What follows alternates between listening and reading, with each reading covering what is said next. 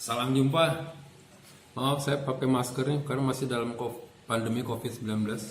Saya pakai masker bekas serbet.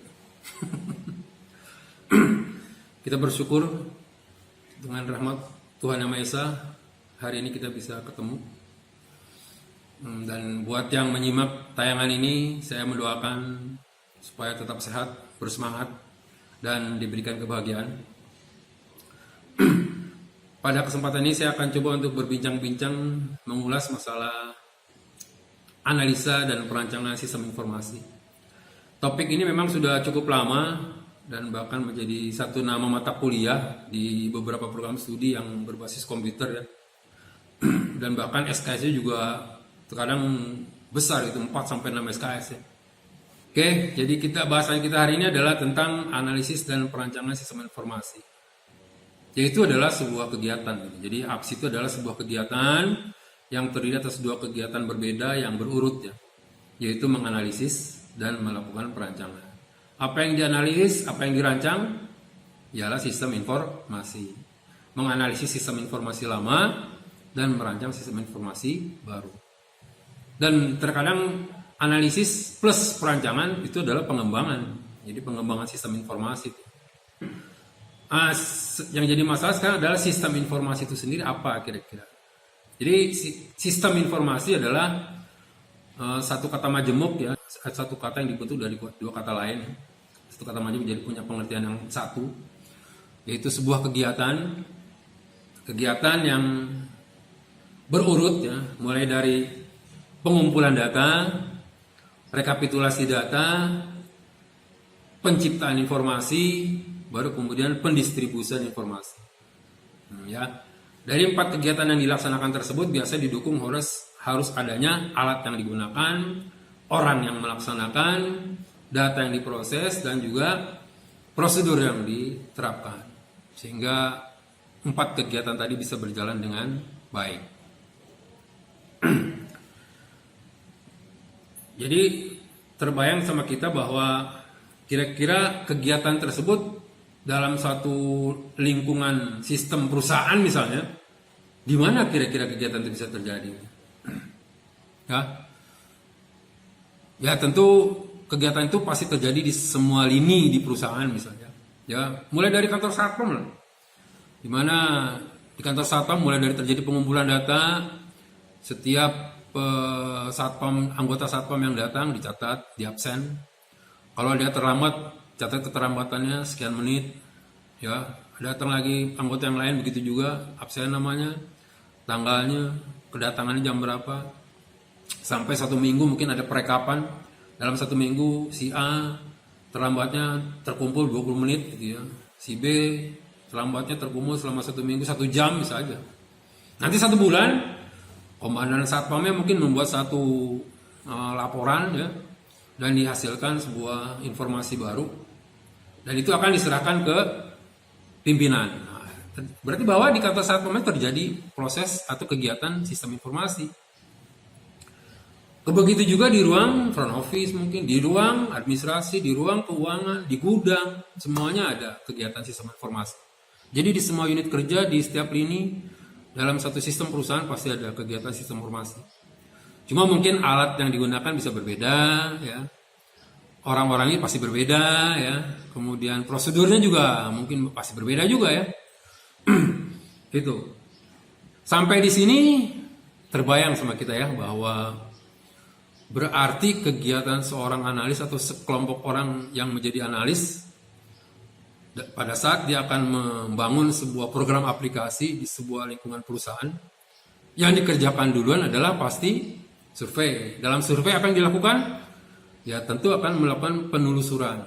Ya, penelusuran kegiatan sistem informasi di semua lini, seperti tadi dikatakan. Cuma memang jadi lebih rinci ya.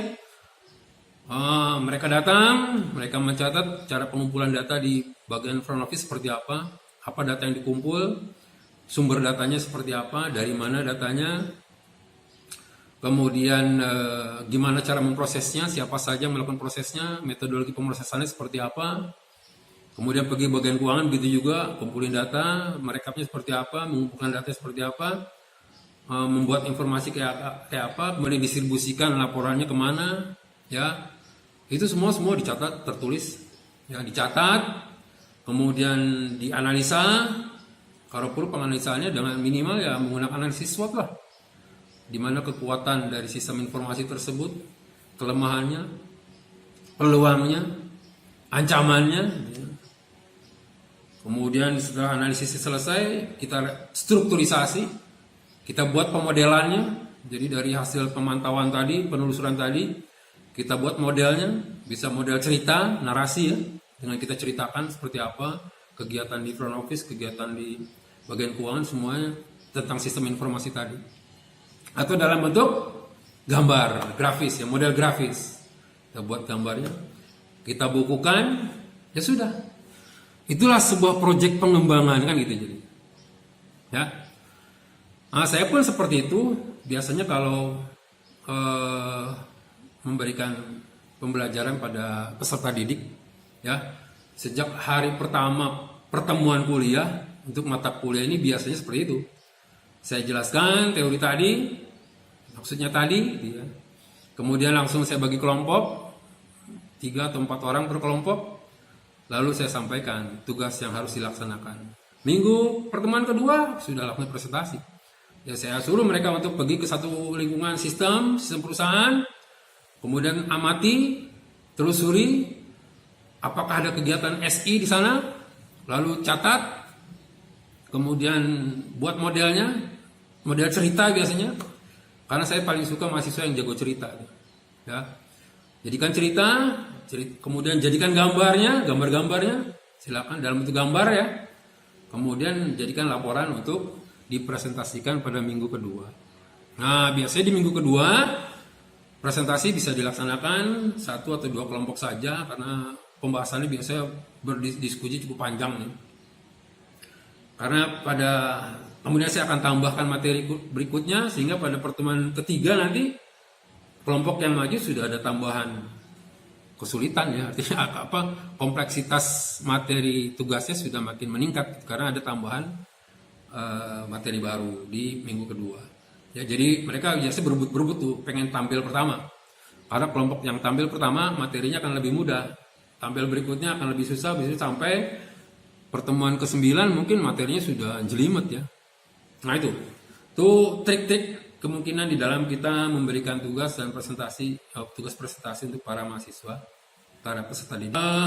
Ya artinya bahwa kenapa seperti itu, karena kegiatan menelusuri kegiatan sistem informasi ini saya rasa satu pembelajaran yang cukup potensial ya untuk para peserta didik agar bisa lebih kritis, lebih fokus, lebih detail ya, lebih terrinci, terlatih untuk berpikir rinci terhadap sebuah kegiatan sistem informasi. Karena itu kan memang modal utama kalau kita ingin membangun sebuah program aplikasi ya. Jadi program aplikasi yang dibuat dari hasil informasi yang rinci, kritis, fokus dan seperti itu, pasti program aplikasi yang terpakai nanti akan optimal ya. Menu-menunya jelas, fitur-fiturnya pas gitu ya. Kemungkinan untuk perubahan tidak ada, kemungkinannya 0. Jadi pas dipakai, dioperasionalkan, pas ternyata sesuai dengan yang diinginkan oleh pengguna-penggunanya kan gitu ya. Jadi itu adalah latihan pertama bagi para peserta didik untuk menjadi analis sistem ya, yaitu terbiasa berpikir kritis, fokus, rinci. Ya bayangkan aja kalau sempat ada yang terlewat aja, miss tentang kegiatan di satu tempat, di gudang misalnya, tidak ada pelaporan tentang stok misalnya, pas program aplikasi jadi hilang fitur itu, bisa aja kan. Nah itu ya, jadi seperti itu dalam penerapan pembelajaran mengenai analisa dan sistem informasi. Sebagai contoh seperti ini juga, kadang saya kasih contoh begini, coba amati tukang rokok misalnya di gerobak yang jualan di trotoar tuh. Kita lihat bahwa ternyata tukang rokok itu setiap harinya kalau ada transaksi terjadi, dia ambil kertas bungkus rokok, pensil, jadi setiap ada yang beli satu pun, walaupun hanya satu ya, sebatang rokok dia cutis, satu batang rokok sekian rupiah. Ada yang beli korek api, satu korek api sekian rupiah. Karena tukang rokok sambil jualan bakwan juga ada titipan, jadi bakwan dua buah sekian rupiah. Terus setiap kali ada transaksi yang beli-beli pasti dicatat. Walaupun teknologi yang dipakai cuma kertas beserta pensil saja gitu. Itu pas maghrib, pas mau tutup ya, sama si tukang rokok tuh direkap. Oh ternyata rokok terjual 3 bungkus selama 1 hari, sekian rupiah. Aqua terjual misalnya 10 botol, sekian rupiah.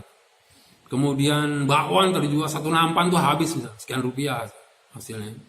Korek api juga sekian rupiah. Akhirnya tertotal 2,5 juta. Oh ya, bayangkan omset penjualan di tukang rokok gerobak rokok trotoar 2,5 juta sehari. Kemudian hasil rekap itu disimpan, kantongin, pulang dia ke rumah.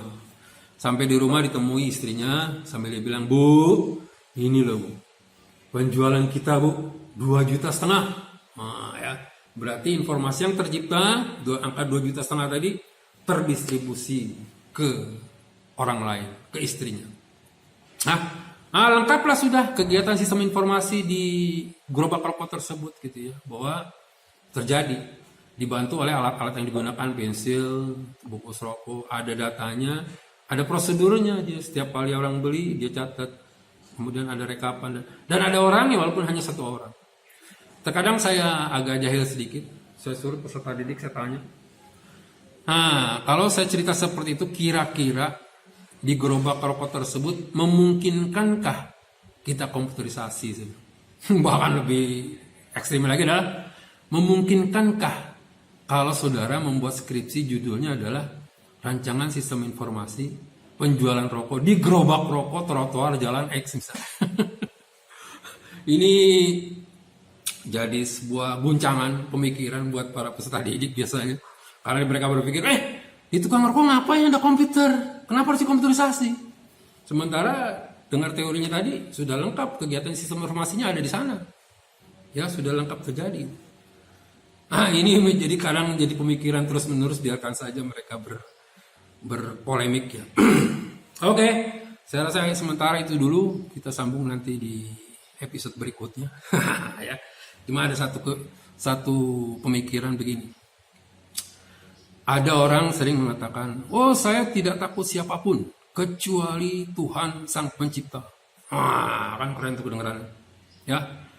Sekarang begini, saya manusia dan kita semua adalah manusia, kemudian ada makhluk-makhluk lain, ada semuanya siapa yang punya? Yang punya Tuhan Pencipta.